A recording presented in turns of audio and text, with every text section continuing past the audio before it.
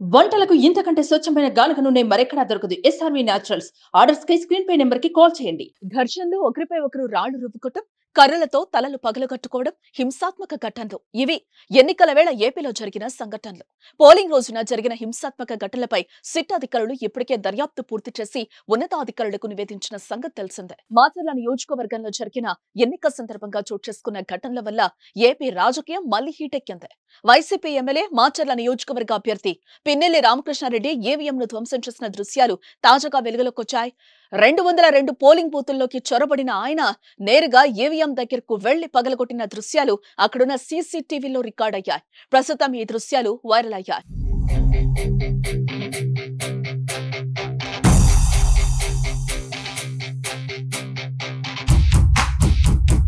మాచర్ల నియోజకవర్గంలోని అన్ని polling బూతులలో CC కెమెరాలు ఏర్పాటు చేశారు. కొన్ని చోట్ల పోలింగ్ సజావుగా సాగినా మరికొన్ని చోట్ల హింసలు చెలరేగాయి.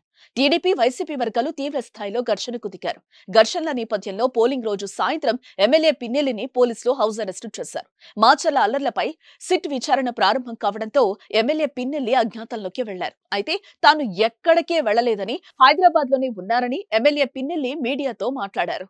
ఇదిలా ఉంటే ఎమ్మెల్యే పిన్నెల్లి ఈవీఎంల ధ్వంసం వీడియో బయటకు రావడంతో ప్రతిపక్షాలు తీవ్ర స్థాయిలో మండిపడ్డాయి. ఓటమి భయంతో వైసీపీ ఎమ్మెల్యే పిన్నెల్లి దారుణాలకు పాల్పడ్డారని విమర్శించారు. ఈ ఘటనపై ఎమ్మెల్యేపై కేసు పోలీసులు నమోదు చేశారా లేదా అన్న దానిపై స్పష్టత లేదు.